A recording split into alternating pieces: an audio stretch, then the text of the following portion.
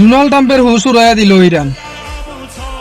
পৃথিবীর সবচেয়ে শক্তিশালী গোয়েন্দা সংস্থা আমেরিকা এবং ইসরায়েলের, তারা ধরতেই পারল না ইরান যে সমুদ্রের তলদেশে টানেল তৈরি করে বিশাল মিসাইল ভান্ডার মজুদ রাখলো।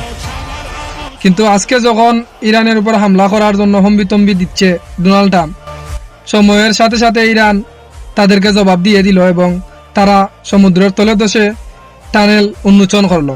তারা বুঝিয়ে দিল এটা ভেনেজুয়েলা না, হামলা করে চলে যাবা। হামলা করতে পারবা অবশ্যই, তবে চলে যাওয়ার রাস্তা বন্ধ, এটা ইরান স্পষ্টভাবে বলে দিছে। পৃথিবীর সবচেয়ে অহংকারী যে রণতরী আমেরিকার আব্রাহাম লিঙ্কন, সেটাকে তারা ধ্বংস করে পৃথিবীকে দেখাবে এই ঘোষণাও দিয়েছে। ইরান বসে নাই, ইরান যে কোথায় গিয়ে পৌঁছে গেছে এটা পৃথিবীর ধারণ ক্ষমতার বাইরে। যুগের পর যুগ, শতকের পর শতক ধরে আমেরিকা ইরানকে দমিয়ে দেওয়ার জন্য চতুর্দিক থেকে ঘিরে ফেলেছে, অথচ ইরান বসে নাই। ইরানও সেদিক থেকে একটু এগিয়ে আছে।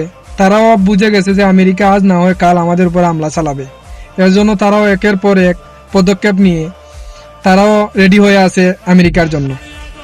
তো আমরাও বিশ্বাস করি এই হরমুজ প্রণালী থেকে আমেরিকার জাহাজ ফেরত যাওয়া অসম্ভব।